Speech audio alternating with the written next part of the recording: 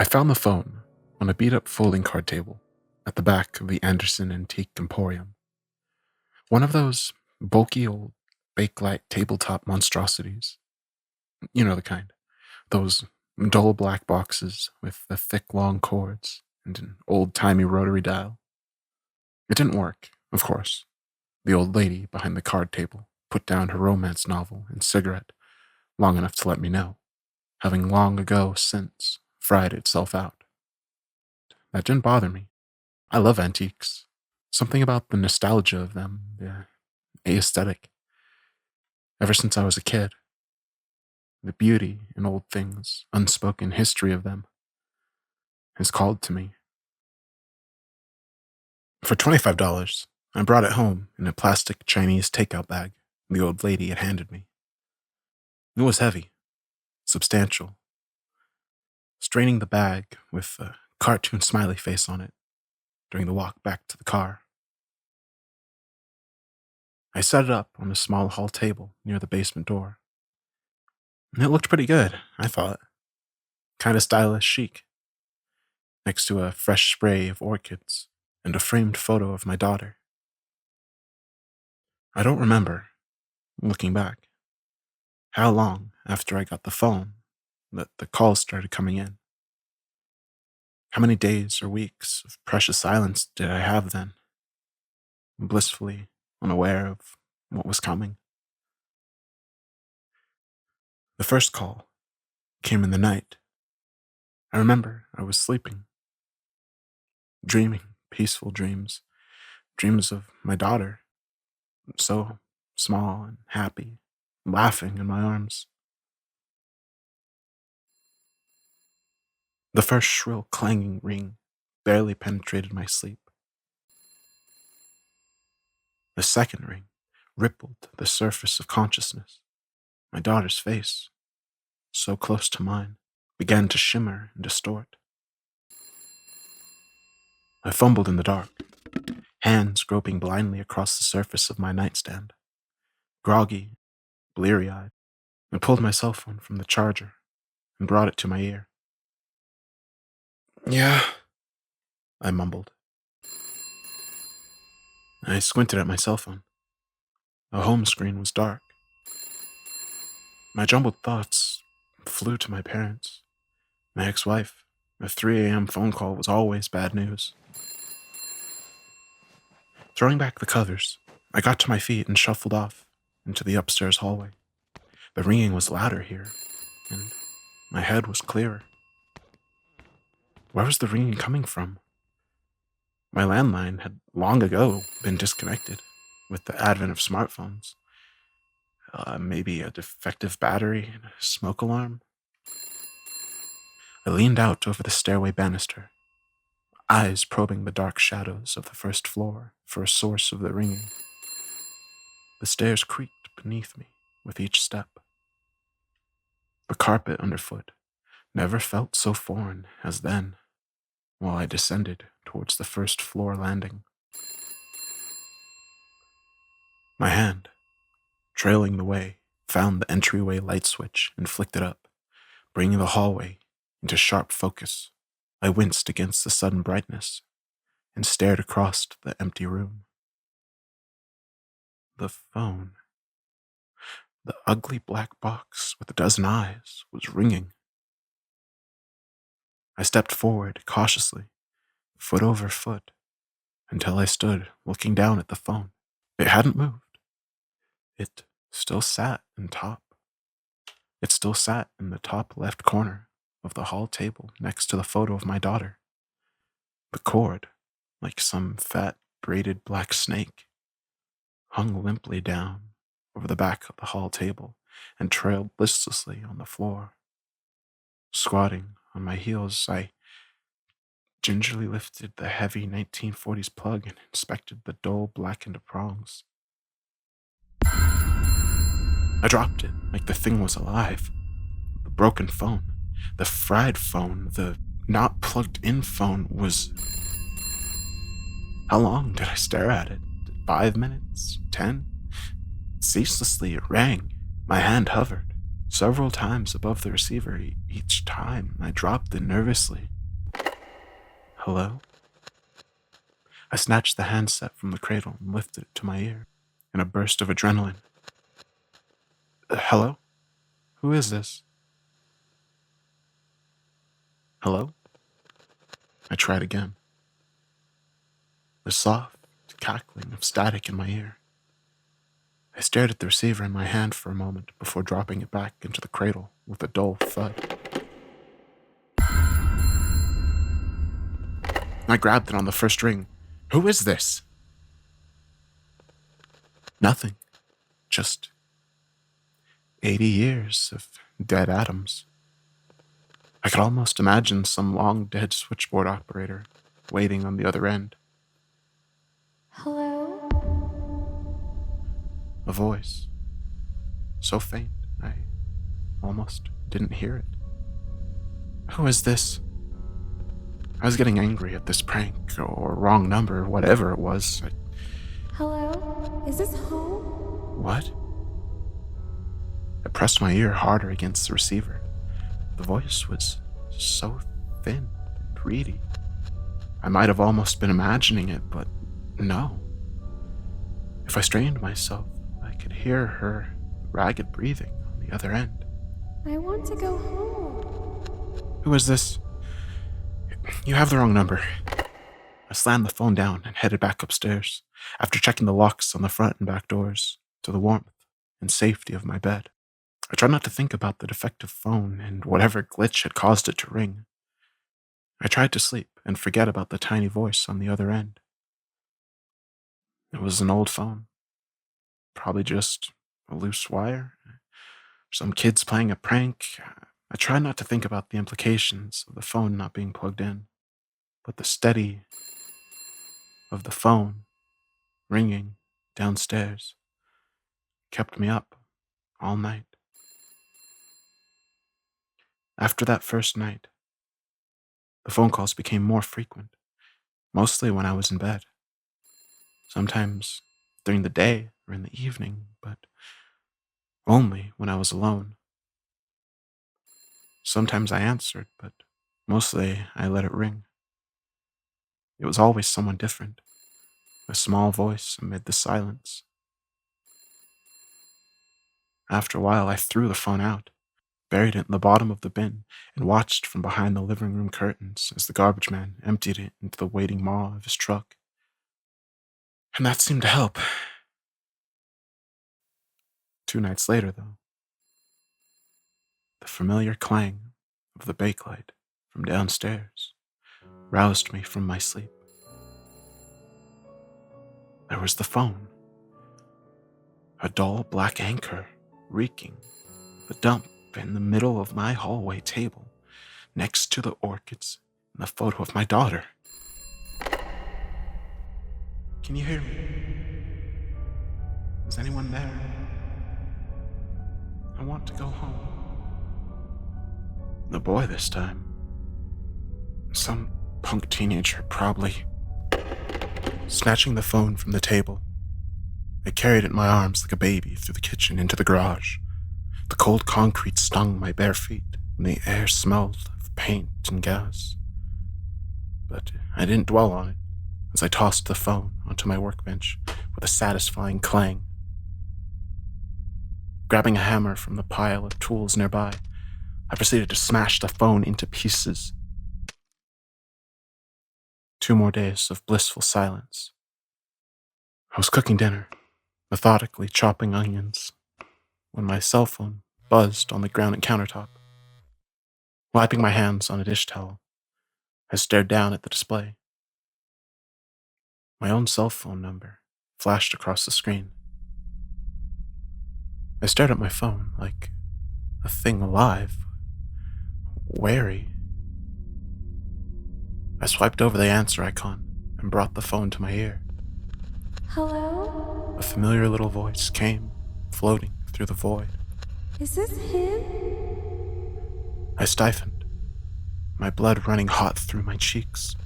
How did you get this number? My eyes darted around the small kitchen, looking for anyone lurking behind a door or crouching in the shadows. Of course, There was nothing there but the usual. I reached, reflexively, for the knife resting on the cutting board. I'm here. We're all here. We want to go home. I'm going to call the police, I shouted. This is stalking, harassment. Let us go home. I dropped my phone into the sink and turned the water on. I don't know why. It's stupid, really, ruining my phone like that. I just wanted to make the phone call stop.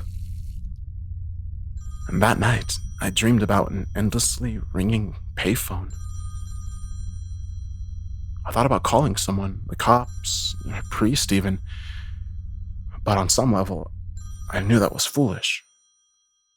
And anyway, with no phone in the house, things got a little better.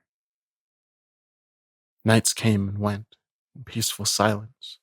I put away my fears and paranoia and could think again of my life, my daughter.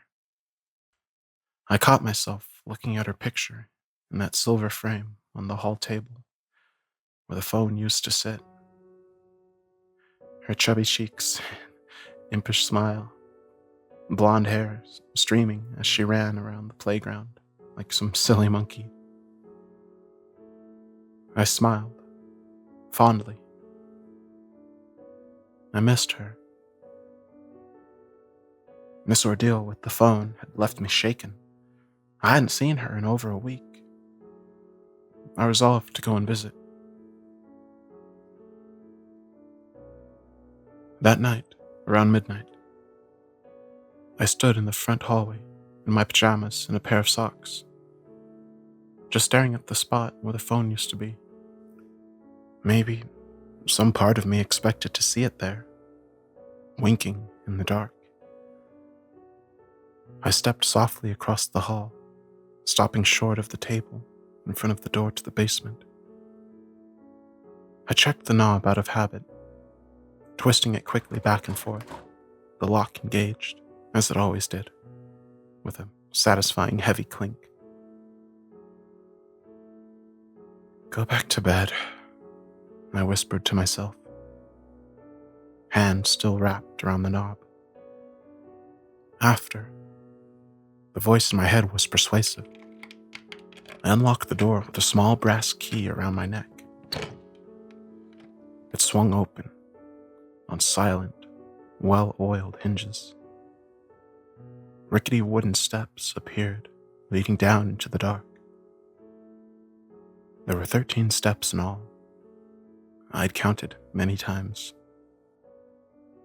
I knew which ones creaked and which ones sagged, which ones could bear weight and which ones needed repairs. I counted them off as I stepped inside, closing the door behind me. My feet found concrete at the bottom, and I paused, listening. There, I could hear her, over somewhere in the far corner of the basement, wrapped in shadows. Katie, I whispered softly, sweetly even.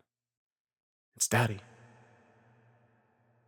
Movement, a sharp intake of breath, and a rustling, scuttling sound I recognized as something dragging over the cement floor. Honestly, don't be like that, I said, softly, advancing further into the room. I'm sorry I haven't been to see you. Be a good girl, and come over here. I called, louder. Something clattered across the floor, and I decided enough was enough. I found the light switch. In the bright overhead fluorescent of my unfinished basement, she looked pale and washed out, crouching on her mattress and pillows against the back wall. My little monkey. Her hair hung limp around her small shoulders, and her face was blotchy and red with tears. She kept her eyes on the floor as I approached.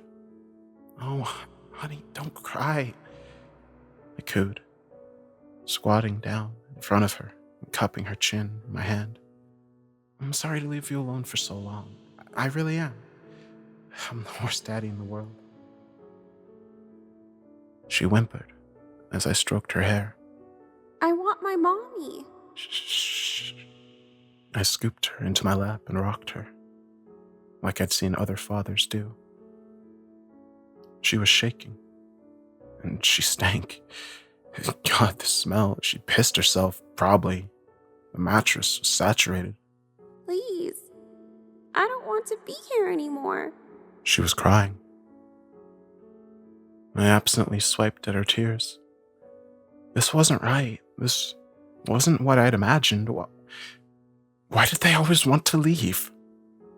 You are home, Katie, I said, kissing the back of her neck. Her skin was salty, dirty, it tasted bad. I looped my arms around her waist, pulling her close, just like in my dreams.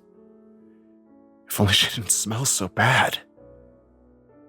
My hands fumbled around the front of her dirty pink nightdress, grazed the smooth skin of her leg. It felt warm, nice. She was squirming, shoulders heaving. You aren't my daddy. You weren't any of their daddies either. I froze. What did you say? I let her go, and she scrambled away towards the mattress, pressed her back to the cinder block wall. The others. You weren't their daddy either. You just said you were, but you're not. I scooted toward her. Who? What others? Alex and Stephanie and Kyle and that boy with the glasses. They're my friends.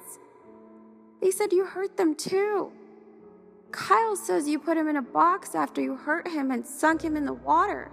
He told me. I stared at her. I probably looked silly, mouth hanging open. Children say the darndest things, after all. But how could she have... They live down there. They talked to me. They said you hurt them. That you're a bad man. They said they wouldn't let you hurt me.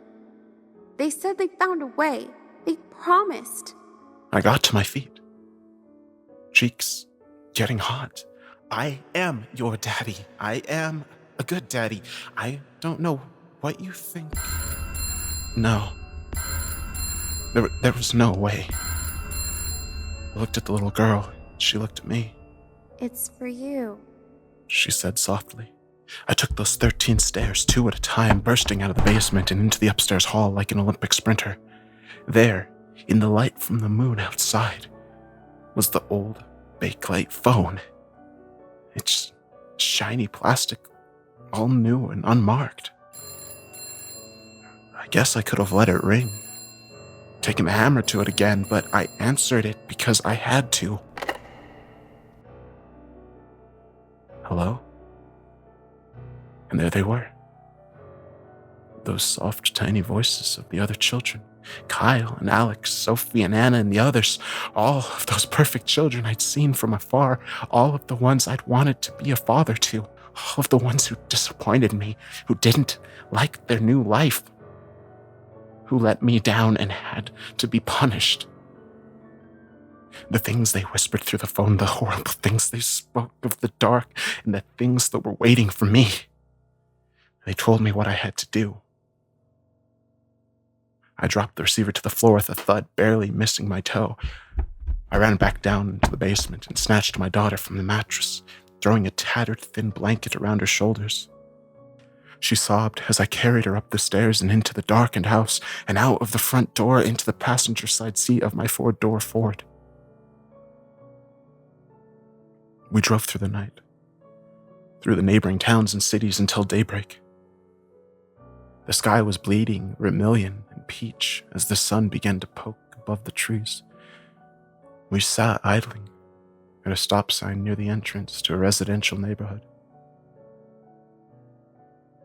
Lots of pretty brick homes, neatly laid lawns, not unlike my own. Get out, I said, disengaging the child's safety locks. Go home. My daughter looked at me. cowering like some weak and pathetic whipped pup. "Get out," I said again, more firmly. And then she was gone. I watched her run across the street and vanish into the neighborhood. A moment tinged with sadness and regret. Maybe she wasn't from my seed. Maybe I hadn't been there when she was born, but I was her daddy. I knew I was a good daddy, too. From the moment I'd first taken her hand and led her away from that jungle gym, she was my daughter. I guess there comes a time in life when every parent has to let their child go, though. Send them off into the cold, cruel world.